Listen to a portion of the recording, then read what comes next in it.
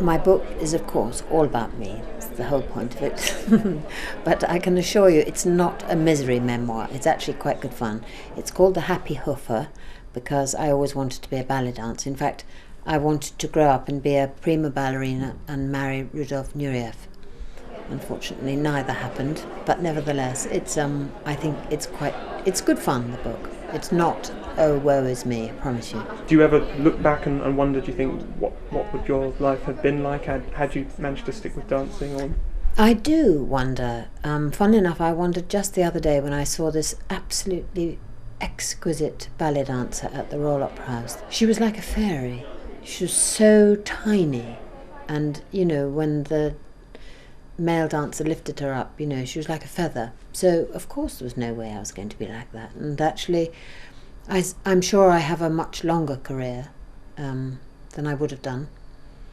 And I'm very happy that I chose this fork in the end. Any particular individuals who have made a real impression or you feel you've learnt from?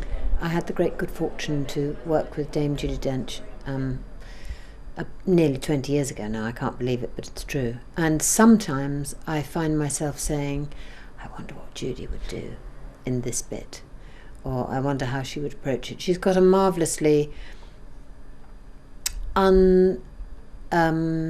technical way of going about things, which is gorgeous. The minute you start talking about how you do acting, I think it ruins it. So she's a great inspiration, as is Dame Maggie.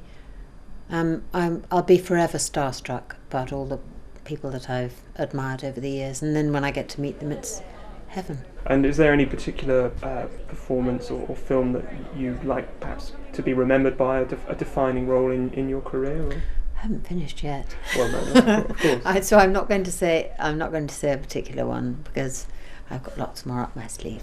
Many young people grow up obviously with aspirations of going into acting. Is there any particular kind of advice that you feel you'd be able to give them if that was something they wanted to pursue?